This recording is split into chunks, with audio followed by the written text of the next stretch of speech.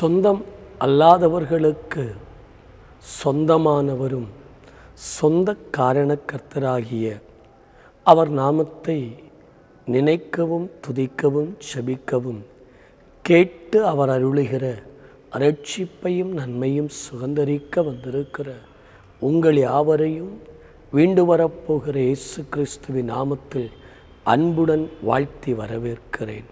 ஆமென். தேவனாகிய கர்த்தருடைய நல்ல கிருபையினால் ஆமென் ஸ்தோத்திரம் மீட்பை குறித்தும் 8வது பாகத்தில் தம் சொந்த ஜனத்தை மீட்கிற தேவன் என்றும் ஆமென் தேவனாகிய கர்த்தர் ஆமென் நம்மோடு அவர் பேச விரும்புகிறார். அப்படியானால் தெரியும், சொந்த ஒரு பிள்ளைக்காக தகப்பன் தாய் சொல்லுவாங்க, 9 மாதமும் சில்லறை நாட்களும் நான் வேதனையோடு பிரசவித்த என் பிள்ளை, பல ஆண்டுகள் என் இரத்தத்தை பாலாய் கொடுத்து வளர்த்தின என் பிள்ளை. தகப்பன் சொல்லுவார், இத்தனை ஆண்டுகள் என் பிள்ளையை சுமந்து கட்டி காத்தேன். ஆமென். ஆனபடியினால் நான் என்னுடைய சம்பாத்தியத்தை எனக்குரியதை என் பிள்ளைக்கு நான் கொடுக்கிறேன். என் பிள்ளைக்காக தான் நான் என் ஆசைகளையும் என் பாசங்களையும் என்னுடைய எல்லா நிலைகளையும் விட்டு என் பிள்ளைகளோடு கூட நான் இருந்தேன் என்று. என் பிள்ளைகள் அவன் எனக்கு சொத்து, எனக்கு சம்பத்து என்று சொல்லுவார்கள்.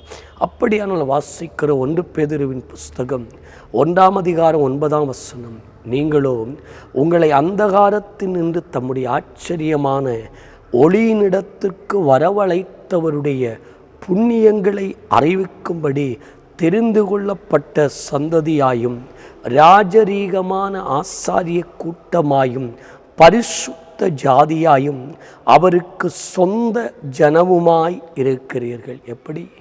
ஆமென் ஸ்தோத்திரம். அந்தகாரத்தில் என்று ஆச்சரியமான ஒளிக்கு இன்னைக்கு அழைப்பு, தெரிந்து கொள்ளுதல் உறுதி இல்லை. அழைக்கப்பட்டது உண்மை, தெரிந்தெடுக்கப்பட்டது உண்மை. என் அழைப்பில் ஒரு சந்தேகம் இருக்கிறது. அழைப்பில் நான் தடுமாறுகிறேன், நான் தவழுகிறேன், நான் தயங்குகிறேன், நான் விழுகிறேன். ஆமென். எழுந்திருக்க நினைக்கிறேன். உங்களை அவர் எழுப்ப விரும்புகிறார். என் மேல் இருக்கிற அழைப்பு உண்மைதானா?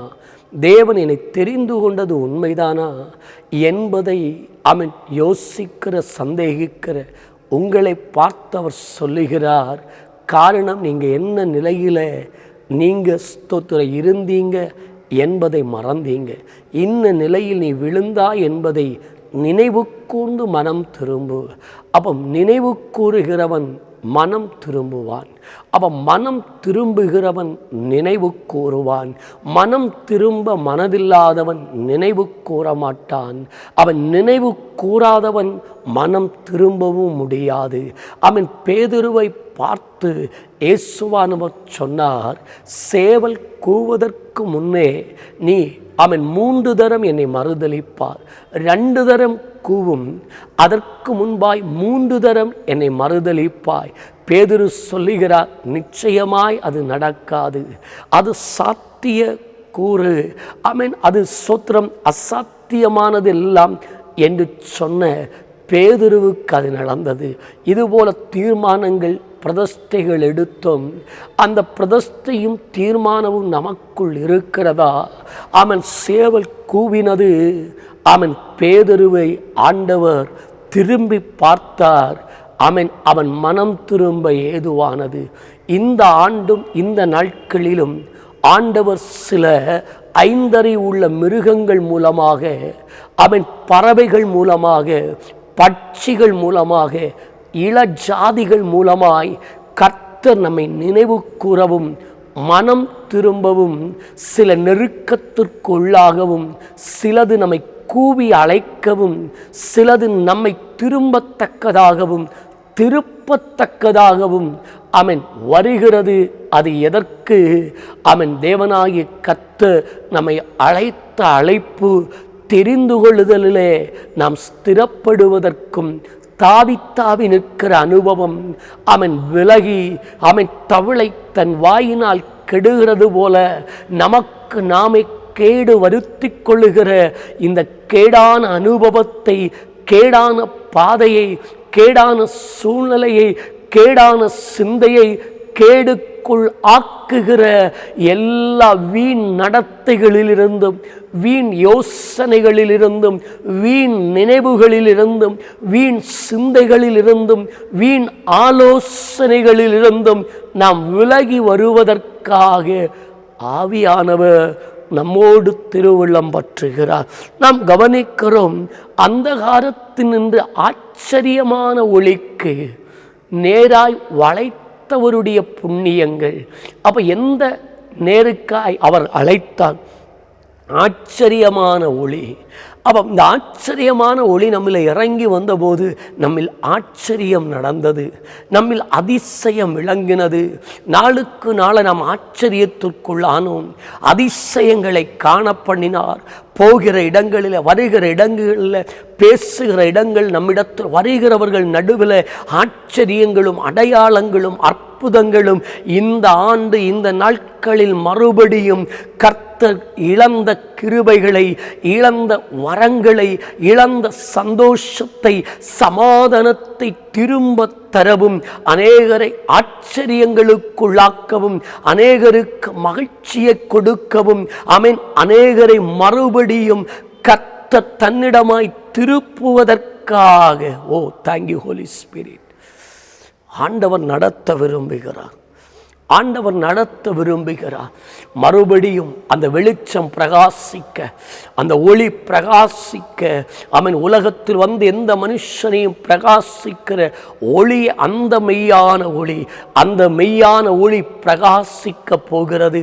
24ஆம் ஆண்டில் தேவனாகி கர்த்தர் இதுவரையும் பிரகாசிக்கப்படாத, பிரகாசிக்கப்பட வேண்டிய பலரும் இன்றைக்கும் பிரகாசிக்கப்படாமல் இருக்கிற நிலைகளை மாற்றி பிரகாசிக்கத்தக்கதாகவும், பிரகாசிப்பிக்கப்படத்தக்கதாகவும் தேவன் கிருபை அருளப் போகிறார். அப்போ அழைத்தவருடைய புண்ணியங்களை அறிவிக்கும்படி தெரிந்தெடுக்கப்பட்ட புண்ணியங்களை அறிவிக்க நாம் இன்றைக்கு யாருடைய புண்ணியத்தை அறிவிக்கிறோம்? யாருடைய புனிதத்தை அறிவிக்கிறோம்? யாருடைய நாமத்தை உயர்த்துகிறோம்? யாருக்கு புகழ் சேர்க்கிறோம்? யாருக்கு பேருண்டாக ஓடுகிறோம்? யாருக்கு பேருண்டாக உழைக்கிறோம்?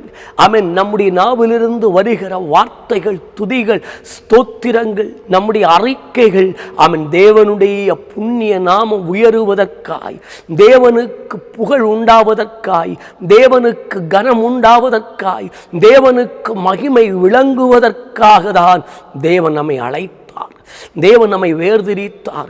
தேவன் நம்மை பிரித்தெடுத்தார். ஓ தேங்க்யூ ஆவியானவர். நான் உன்னை ஆசீர்வதிப்பேன், உன்னை வலிய ஒரு ஜாதியாக்குவேன், நான் உன் பேரை பெருமைப்படுத்துவேன். அவர் பெருமைப்படுத்தினாரே, பெருமைப்படுத்தின போது அவருக்கு பெருமையை சேர்க்கிறோமா? அவருக்கு புகழ் சேர்க்கிறோமா? அவருக்கு கனம் கொடுக்கிறோமா? நம்முடைய கனத்திலே அவருக்கு கனம் உண்டாகிறதா? இல்லாவிடில் நாமவே நமக்கு கனத்தை எடுத்து கொள்ளுகிறோமா? தேங்க்யூ ஆவியானவரே, உங்க கிருபைக்கு ஸ்தோத்திரம். பாருங்க, பரிசுத்த ஜாதியாயும் சொந்த ஜனம், பரிசுத்த ஜாதி. இன்னைக்கு அநேக ஜாதி இருக்கிறது. எல்லா ஜாதிகளையும் ஜாதிக்குரிய குணம் இருக்கிறது. ஆனால் தேவன் நம்மை அழைத்தது பரிசுத்த ஜாதியா. அப்போ பரிசுத்த ஜாதி என்ன குணத்தை காட்டணும்? பரிசுத்தருடைய குணம், அழைத்தவருடைய குணம், தெரிந்து கொள்ளப்பட்டவரின் குணம். அதை தான் காண்பிக்கணும். அதனால தான் அநேகர் மறுரூபமாவாங்க. கடைசி கால எழுப்புதல் வரும். வருகையில் சேர்க்கப்பட முடியும். துதிக்கிறவர்களாலையும் ஜெபிக்கிறவர்களாலையும் கூடாததை பரிசுத்தமாய் வாழ்கிற பரிசுத்த ஜாதிகளால் அழைப்பையும் தெரிந்து கொள்ளுதலையும் உறுதிப்படுத்தி கொண்டு அழைத்தவரையே நோக்கி ஓடுகிறவர்களாலும், ஒவ்வொரு நாளும் தங்களை திருத்திக் கொள்ளுகிறவர்களாலும், தங்களுக்குள் மனமாறுதலுக்காய் ஏங்குகிறவர்களாலையும் இது நடக்கும். அவன் பரிசுத்த ஜாதியாயும் சொந்த ஜனம். சொந்த இரத்தத்தால் நாம் மீட்கப்பட்டோம். சொந்த ஜனமாய் தேவன் நம்மை கொண்டிருக்கிறார். ஆனபடியால் அந்த சொந்த ஜனமாகிய நாம் அவன் சொந்தமல்லாதவைகளை விட்டு சொந்தமானவருக்கு நேராக ஆமென் திரும்புவோமா? கண்களை மூடுவோம். அன்பின் நல்ல தேவனே, தந்த நல்ல வேளைக்காக நேரத்திற்காய் ஸ்தோத்திரம். தேவனுடைய நாமம், தேவனுடைய நீதி எங்களில் விளங்க அழைப்பு தெரிந்து கொள்ளுதல் எங்களில் உறுதிப்படுத்தப்படவும் தேவக்கரம், தேவ பிரசனம் நன்மையாக உதவி செய்யுங்க. பலவீன சுகவீன சபாதர கேடுகளை மாற்றுங்க. சொந்தமில்லாதவர்களை சொந்தமாக்குங்க. பரிசுத்த ஜாதியாக்குங்க. அழைப்பு தெரிந்து கொள்வதில் உறுதி இல்லாதவர்களை உறுதிப்படுத்துங்க. தகப்பனே, புண்ணியங்களை அறிவிக்க, புகழ் சேர்க்க, தேவ நாமம் மகிமை பெற ஒவ்வொரு பேரிலும் கிருபை அருளுங்க. மகிமை தேவனுக்கு, இயேசுவின் நாமத்தில் பிதாவே. ஆமே. God bless you. God bless you.